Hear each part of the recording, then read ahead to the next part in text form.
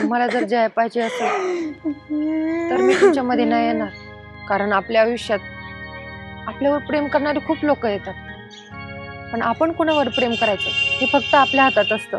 तुमच्या बहिणीसोबत अशी गोष्ट झाली असती तर तुम्ही काय केलं असतं? तू स्वार्थी हो जरा.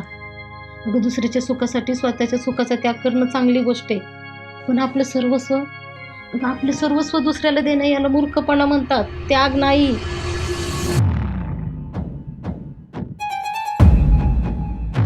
आणि मग तूच सांग काय करू. जया ही चांगली बायको कधीच होऊ शकत नाही आणि जया ही सुरेखाची जागा कधीच घेऊ शकत नाही. ह्या लोकांनी एवढं काय भडकवलंय माझ्याविषयी?